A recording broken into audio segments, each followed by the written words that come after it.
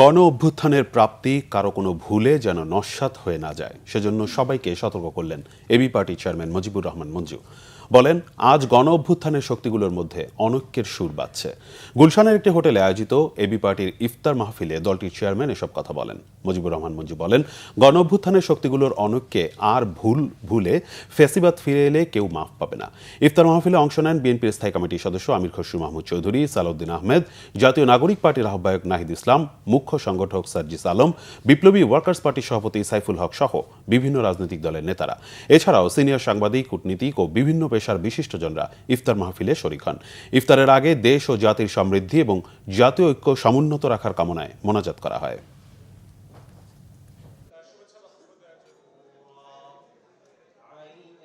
2008 সালে যারা ক্ষমতায় এসেছিলেন তারা চিরদিনের জন্য আমাদের গণতান্ত্রিক অধিকার এবং বোধকে কেড়ে নিয়েছে।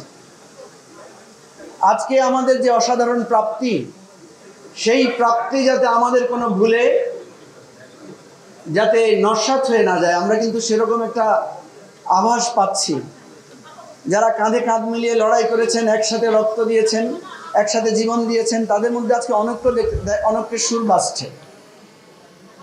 এই অনৈক্যের সুরে যদি কখনো আবার ফ্যাসিবাদের পুনরুত্থান ঘটে, তাহলে সেটা হবে আমাদের জন্য অত্যন্ত দুর্ভাগ্যজনক এবং ইতিহাসে হয়তো আমরা আর কোনোদিন কারো কাছে ক্ষমা পাবো না।